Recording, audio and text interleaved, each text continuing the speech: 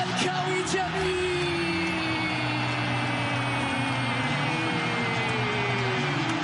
يا زمالك يا مدرسة، لعب وفن وهندسة. بسم الله الرحمن الرحيم. اهلا وسهلا بكم جماهير نادي الزمالك. النهارده يا جماعه في الفيديو بتاعنا هنتكلم عن ماتش الزمالك ضد فريق ديكاداها الصومالي في بطوله الكونفدراليه الافريقيه.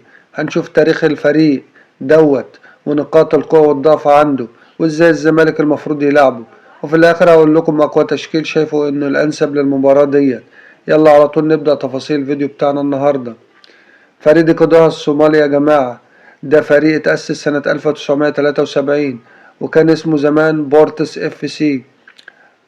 خد الدوري الصومالي أكتر من مرة، آخرها موسم 23-24. ملعبه اسمه ملعب بنادر في مقدشيو وسعته حوالي 15,000 متفرج. الفريق ده يا جماعة عنده حماس واندفاع وبيحب يلعب بشكل جماعي وسريع، لكنه بصراحة لسه خبرته القارية ضعيفة جدا، ومشاركاته في البطولات الأفريقية دايما بتنتهي بدري، وسبق وخسر من الزمالك بنتائج كبيرة في الأدوار التمهيدية.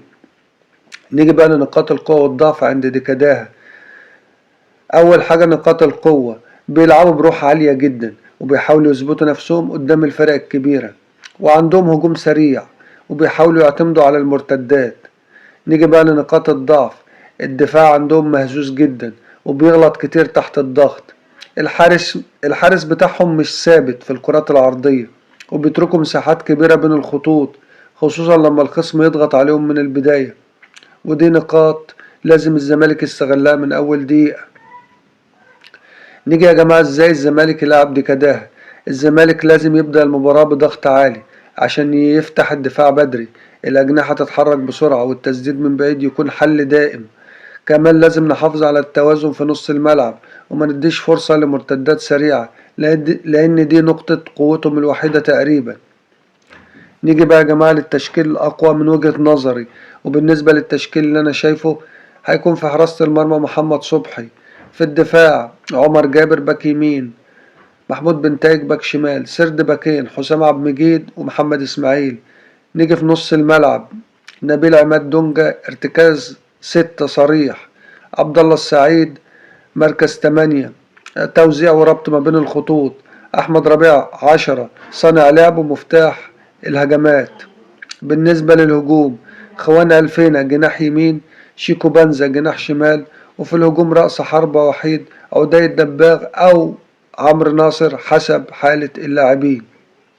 التشكيل ده يا جماعة بيدي الزمالك توازن، قوة دفاعية وصلابة في النص وسرعة هجومية قادرة تفتح أي دفاع. الماتش ده يا جماعة لازم الزمالك يدخله بثقة، وبإذن الله يكون بداية قوية في الكونفدرالية الإفريقية. قولوا لنا بقى في الكومنتات مين تحبوا يبدأ في الهجوم، الدباغ ولا عمرو ناصر. وده يا جماعة كان الفيديو بتاعنا النهاردة عن التشكيل الأقوى للزمالك في مواجهة ديكاداها في الكونفدرالية الإفريقية، ونقاط القوة والضعف في الفريق الصومالي وإزاي الزمالك يلعبه. نشكركم على حسن المتابعة، والسلام عليكم ورحمة الله وبركاته.